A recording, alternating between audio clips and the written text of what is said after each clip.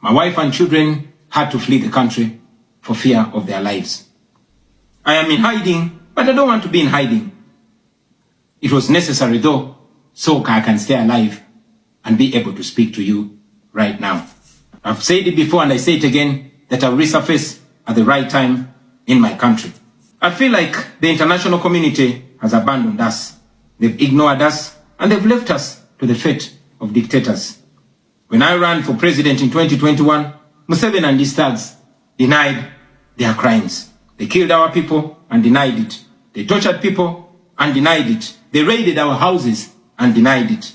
General Museveni has been a smart dictator because he puts on a suit, goes to the West and to the UN, speaks very nicely about democracy and human rights, but realistically, he does not mean any of those.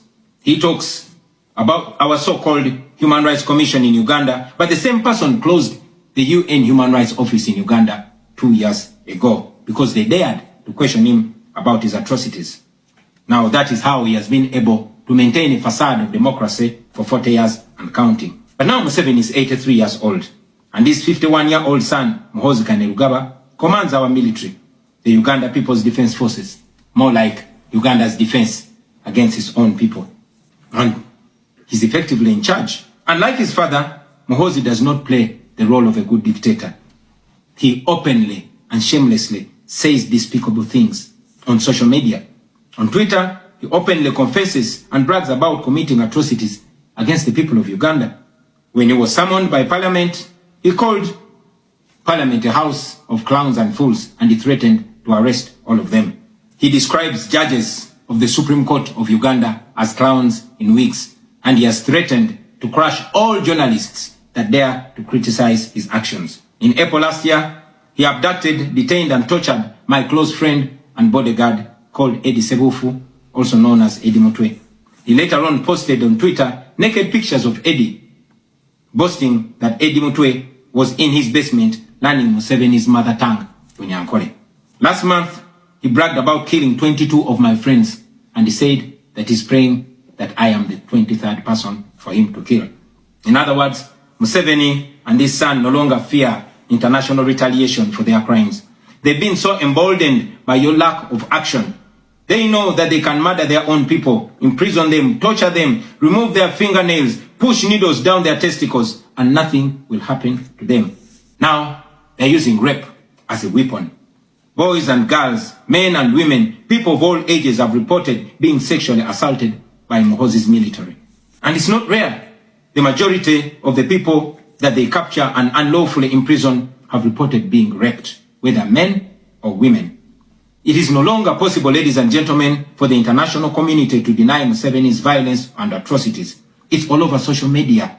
And today, I am talking about it to you. Now, this is our call to action. The way I see it, if the international community continues to be complacent, then Uganda will go from bad to worse. Museveni and his son's military will massacre many more innocent Ugandans. You, ladies and gentlemen, in the Western world, will be forced to grapple with millions of Ugandan refugees pouring into your countries. And maybe then, the international community will come and commiserate with the people of Uganda, just like they did after the genocide in Rwanda, but it was too late. The second option is that the international community rises to the occasion. You stand by the values that you profess, democracy and human rights. You can rein in on General Museveni and his son through targeted sanctions as well as financial and legal pressures. Ladies and gentlemen, Ugandans are not seeking for pity. Ugandans are only seeking to see the world take action against the individuals that have violated their rights for far too long. Those that have abused democracy with impunity should be the starting point. Please sanction these individuals.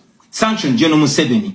Sanction General Muhoozi. Sanction all the police and military officers that are responsible for gross human rights violations. Sanction those commanders. Sanction the judicial officers that have aided criminality through deliberately misinterpreting the law or skewing it. Those that normalize electoral fraud. Those that remand to prison suspects that should actually be sent to hospital. Sanction these individuals because their combined efforts in the last election effectively give autocracy a blank check to rule over the people of Uganda for 5 years. We call upon the international community to treat General Museveni exactly how they treated Idi Amin, because Idi Amin did what he did to Ugandans for only 8 years. Museveni has done much worse to the people of Uganda, and it has been for 40 years and counting. Because of the inaction of the international community, Museveni's mode of dictatorship and human rights violations is being seen as acceptable in the region, and it must be stopped before it is exported to other countries in the region and in the continent. We ask the international community not to recognize Museveni's regime because it is not legitimate.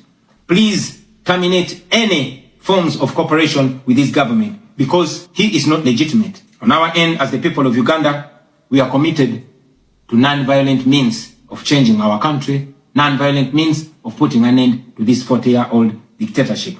And you can be sure that the people of Uganda will sooner or later free themselves, because oppressed people cannot stay oppressed forever. With your help, friends, with the help of the international community and development partners, we can change our country. We can liberate Uganda before it is too late.